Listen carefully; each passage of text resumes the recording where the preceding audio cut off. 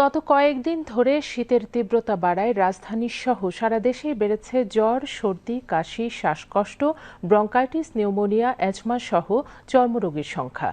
বিশেষ করে শিশু ও বয়স্ক রোগীর সংখ্যাই বেশি। তাই শীতের এই সময়টাতে স্বাস্থ্য সুরক্ষায় শিশু ও বয়স্কদের প্রতি বিশেষ যত্ন নেওয়ার পরামর্শ চিকিৎসকদের। শরীফুল ইসলামের রিপোর্ট।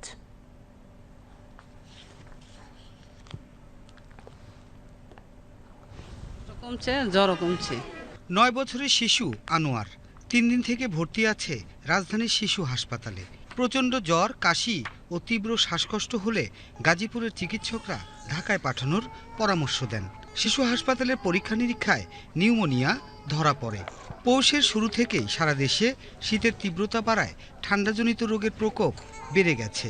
তাই রাজধানীর বিভিন্ন হাসপাতালে বাড়ছে রোগীর চাপ।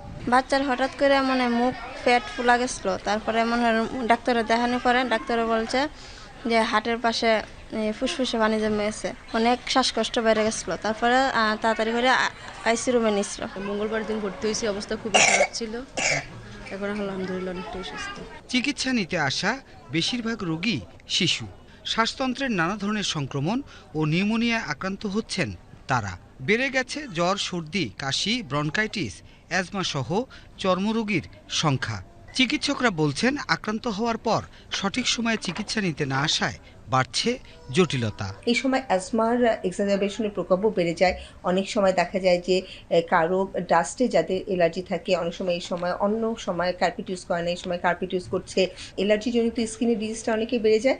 আবার দেখা যায় অনেক সময় হাইজিনটা মেনটেন হয় না, বাচ্চাদেরকে আমরা পরিষ্কার রাখি না, শাওয়ার নেওয়াই না, গোসল করেনি, তখন এই ইনফেকশনগুলি, স্কিনে ইনফেকশন। আরেকটা হচ্ছে শীতকালে একটু ডায়রিয়া, একটা ভাইরাল ডায়রিয়া, একেবারে ছোট্ট শিশুর এই ভাইরাল ডায়রিয়াটাও প্রকোপ বেশি দেখা যায়। শুষ্ক আবহাওয়ায় বেড়েছে বায়ু দূষণ, সেই সাথে বাতাসে ঘুরে বেড়াচ্ছে নানা রকম জীবাণু। ফলে শিশুদের স্বাস্থ্য ঝুঁকি বাড়ছে বলে জানান বিশেষজ্ঞরা। অনেকে দেখা যাচ্ছে যে অসুস্থ হওয়ার পরে নিজের মতো অ্যান্টিবায়োটিক খেয়ে ফেলছে, ডাক্তার কাছে আসছে না, এত দেরি করে আসছে যে নিউমোনিয়াটা দেখা মাইল্ড থেকে সিভিয়ার হয়ে যাচ্ছে। তখন হয়তো ঝুঁকিটা বেশি, পেশেন্টটাকে বাঁচানো যাচ্ছে না। তো সব কিছু মিলে যদি বলি শীতের সময়টা অবশ্যই খেয়াল রাখা দরকার, কারণ বাতাসের ধুলাবালি তো আছেই, সাথে শীতের যে ঠান্ডাটা সেটা কিন্তু লেগে তারপরে বাচ্চা বয়স্কদের বেশি এফেক্টটা হচ্ছে।